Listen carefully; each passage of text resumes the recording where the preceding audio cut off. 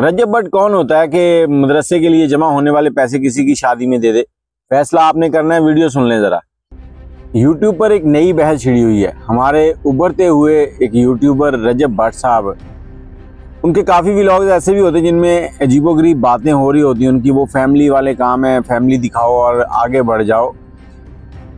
एक औरत ने एक चैनल के ऊपर मुदस्सर की बातें, उसमें आगे एक इंटरव्यू दिया। उसमें उन्होंने बताया कि रजब भट्ट मेरे पैसे खा गया, और रजब भट्ट ने इसके ऊपर क्या जवाब दिया, सारी बात आपके साथ शेयर करते हैं।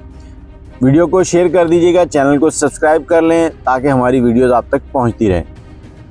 अब रजब भट्ट जो है, जब इसका स्टार्ट चल रहा था तकरीबन कोई 5 लाख इसके सब्सक्राइबर थे, तब उस औरत की इससे मुलाकात हुई थी। और इस बात को करने से पहले मैं बात करना चाहूँगा, हमारे मुबश्शिर सदीक साहब हैं, बड़े अच्छे यूट्यूबर हैं और उनका भी इसी तरह से चैनल उभरा था और पाकिस्तान पूरे में वो बड़े वायरल हुए। फिर गूगल ने उनके ऊपर डॉक्यूमेंट्री भी बनाई। उनके भी जब शुरू के व्लॉग आते थे तो वो कहते थे कि आप लोग मुझसे मिलने के लिए आ सकते हैं। जब लोग मिलने जाने लगे, फिर अल्लाह ने इज़्ज़त दी और उनका चैनल ग्रो कर गया। तो फिर जब मिलने जाते थे लोग, तो वो घर में होते हुए भी घर से नहीं निकलते थे। इस तरह के काम हो जाते हैं। अब आते हैं असल कहानी की तरफ। रजब भट्ट साहब, उनकी मुलाकात इस औरत से हुई। इस औरत ने कहा कि मैं इनके घर गई, इन्होंने मुझे घर पे बिठाया, बड़ी इज़्ज़त खातिर तवाज़ो की और मुझे कहा कि हुक्म करें। मैंने उनको बताया कि मेरा 3 मंजिला घर है, मैं चाहती हूँ पहली और दूसरी मंजिल जो है उसमें मदरसा बनाऊँ ताकि बच्चे पढ़ते रहें, और जो ऊपर वाला पोर्शन है उसमें मैं रहती हूँ। तो इस तरह से मेरा भी गुजर बसर ऊपर चलता रहेगा, नीचे बच्चे पढ़ते रहेंगे, दीन का काम हो जाएगा। तो इन्होंने मुझे कहा कि ठीक है, हम अपने YouTube चैनल पे आपके लिए फंडिंग का कहेंगे, लेकिन जो बैंक अकाउंट है वो आपका नहीं लगेगा, जो हम बताएंगे वो लगेगा। उसमें लोग अपनी डोनेशन देंगे तो हम आप तक पहुंचा देंगे। तो मैं वापस आ गई हूँ। कुछ दिनों के बाद मैंने इनको कॉल की तो इन्होंने मुझे बताया कि आपके 6 लाख रुपए जमा हुए हैं। तो फिर मेरे घर भी ये लोग आए देखने के लिए कि वाकई घर में जगह है मदरसा बनाने की या नहीं। तो जब मेरे घर आए तो इन्होंने देखा, देखने के बाद इन्होंने कहा ठीक है, आप मिस्त्री वगैरह लगाएं, काम शुरू करवाएं, आपको पैसे मिल जाएंगे। मैंने मिस्त्री लगा लिए और फिर मैं इनके घर 6 चक्कर लगाए, जब जाके इन्होंने मुझे 53,000 रुपये पहली बार दिए। फिर मुझे चक्कर लगवाते रहे, आज आके तकरीबन 2.5 लाख रुपये मुझे टोटल मिले इनसे, और बाकी के पैसे मुझे आज तक नहीं मिले। अब सबसे इम्पोर्टेंट सवाल यहाँ पर यह बनता है कि रजब भट्ट साहब के घर पे ये औरत आई है, उन्होंने इनके घर का विजिट नहीं किया, वहीं बैठे ओके कर दिया। और इन्होंने सोचा कि हम जब इस तरह के दीनी काम की प्रमोशन करेंगे, उसके लिए लोगों से डोनेशन मांगेंगे, तो लोग हमें ज़्यादा देखेंगे, ज़्यादा सब्सक्राइब करेंगे। अपने लालच के अंदर इस बंदे ने इनको अपने व्लॉग में भी लिया। एक तो औरत आ गई व्लॉग में। आजकल पाकिस्तानियों के व्लॉग्स में अगर लड़की आ जाए तो समझे चैनल हिट है। लड़की आ गई, उसके साथ व्लॉग बना लिया, लड़की कह लें या औरत कह लें, और पैसे जमा होने के बाद मौका महल देखने जा रहे हैं। अब क्या अजीबोगरीब इनकी मंतक है कि यार आप पहले जाओ, तसल्ली करो, फिर आगे इधर अपील करो लोगों से। चलें, अपील होगी, पैसे जमा हो गए, आप उनको पैसे लगा के दें, उनका काम शुरू करवाएं। नहीं जी, अब वो कहती है कि 2.5 लाख रुपए हमें दिए। अब रजब भट्ट टिकटॉक लाइव में बैठे हैं, वहाँ आकर कहते हैं कि मुझे, लोगों ने जब उनसे पूछा, सवालात होने शुरू हुए तो बातचीत बढ़ी।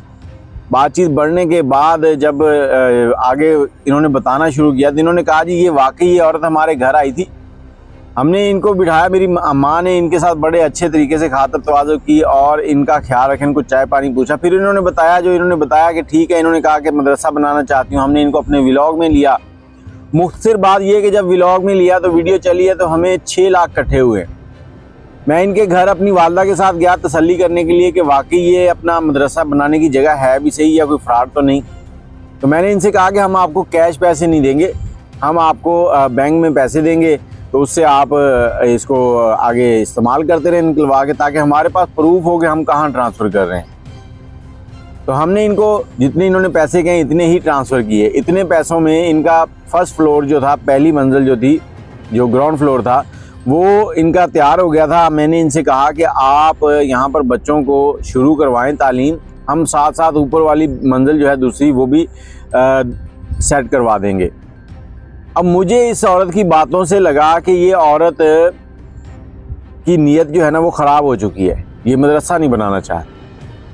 अब मैंने फिर वो पैसे इनको नहीं दिया और मैंने वो पैसे एक क्रिश्चियन लड़की थी जिसकी शादी हो रही थी और उसकी शादी में उसको जहेज़ बनाने के लिए दे दिए।